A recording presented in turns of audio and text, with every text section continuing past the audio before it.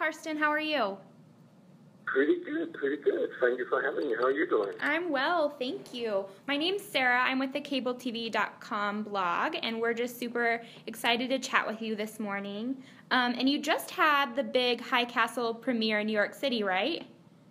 That's correct. Yeah. It's the Lincoln Center. How was that? It was my first premiere in New York, and it's very much staying on topic. It was surreal and like an alternative reality. It was a big thing, and it's great to see what we did on the big screen. They showed the two first episodes, and gathering from what people.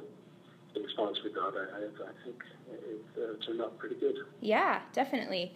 And The Man in the High Castle has quite an interesting premise. Can you tell us a little bit about that and maybe a hint of what we can expect? Yes. I've always been a Philip K. Dick fan, and quite a number of his stories have been made into films. Mm-hmm. Long list of them, basically spanning, I would say, 4 decades or so. So this specific story, I think is very intriguing because it's one of these ultimate what if stories. What if the Axis powers had actually won Second World War and occupied America and split it into West Coast goes to Japan and the East Coast to Germany, and then you base the story in 1962.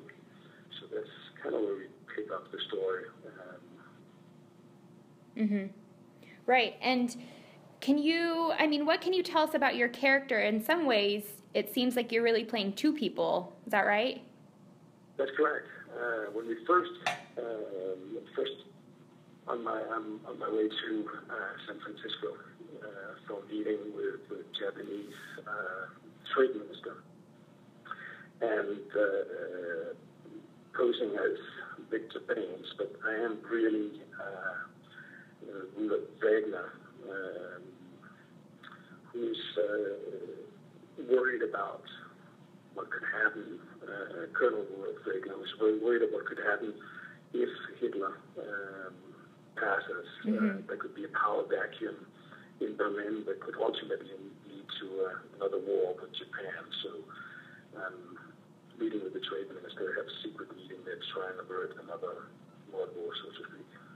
Right. And how do you prepare for that kind of role? What's that process like? Because it's fiction, but there's these historical elements that you say the what if part. So how do you prepare for that?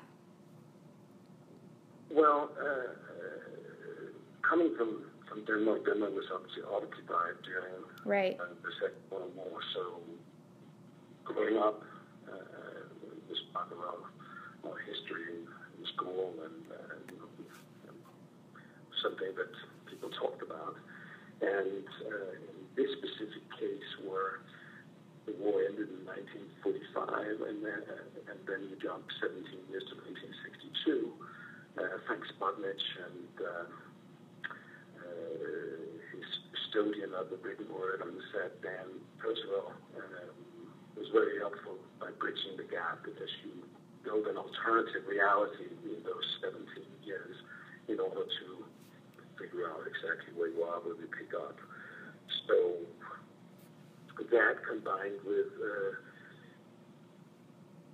a lot of collaborative effort between all the different departments is pretty much how you do it. Yeah.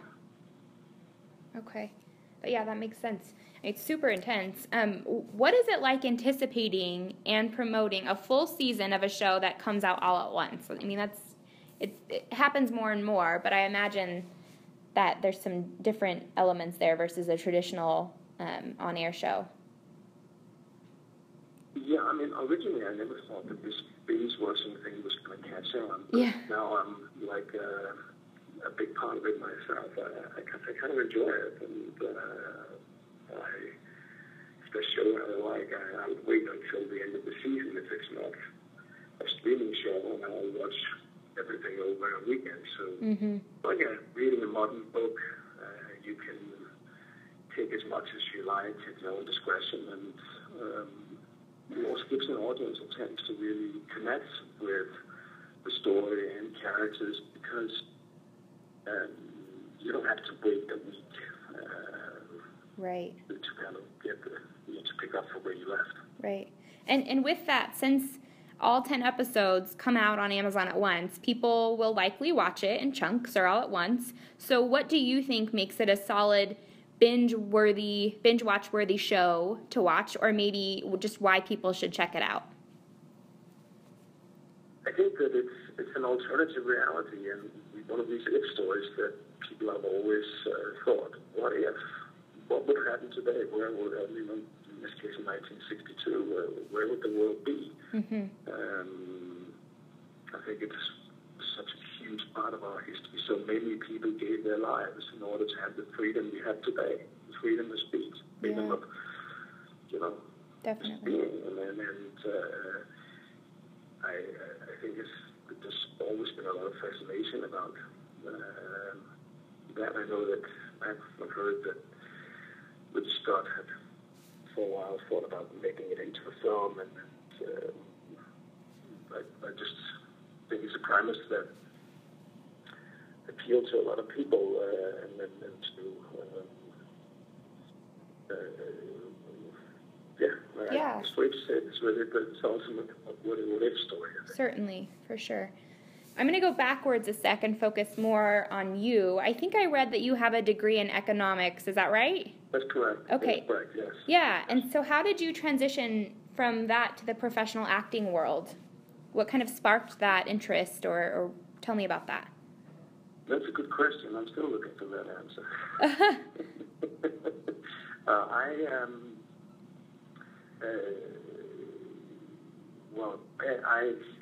I remember when I was a little kid, my dad said to me, find something you love and find a way to get paid for it. And I'm sure he didn't envision it to be an actor. But I always loved movies. I love it as a medium. I mean, the fact that you can sit down for a couple of hours and be transferred to another universe, to another world, because of great acting and great filmmaking, it always appealed to me. And I remember growing up, what I invented was if De Niro was coming out with a movie.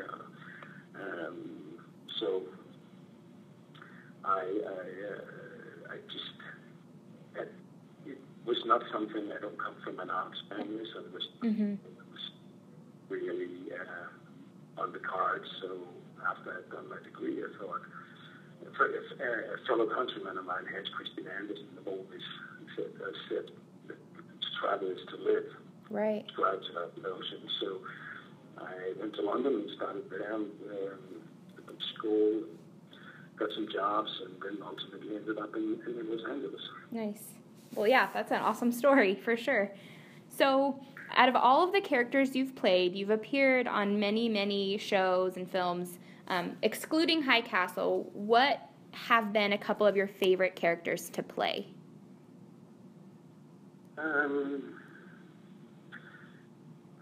I think Coach Wolf Stanton in Mighty Ducks.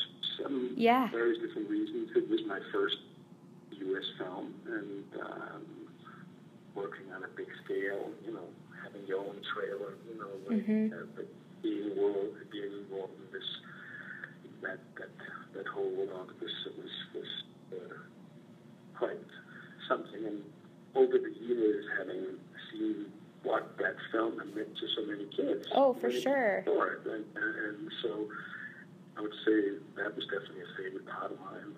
And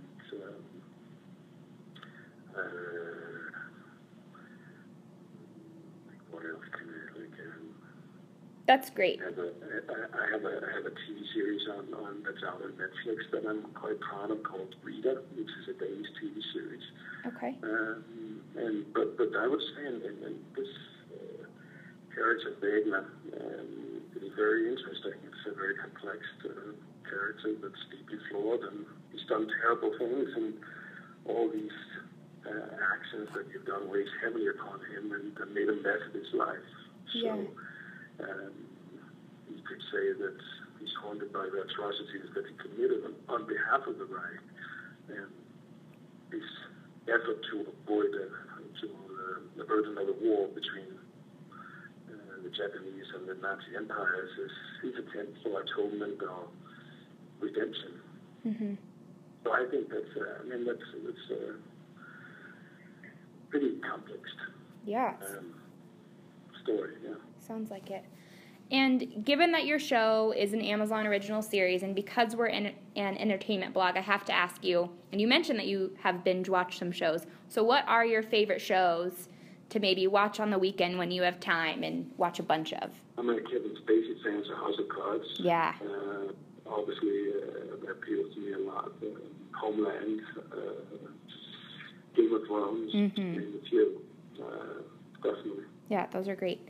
Awesome. And where can people find you on social media, Carsten? I'm kind of new to that. I haven't really pursued it very much, but I am getting on it now. Yeah. And you're on Twitter, I saw, right? I'm on Twitter, yeah. My Twitter handle would probably be which is Carsten Norgaard. Okay. That's probably the most where I do most of my stuff. Perfect.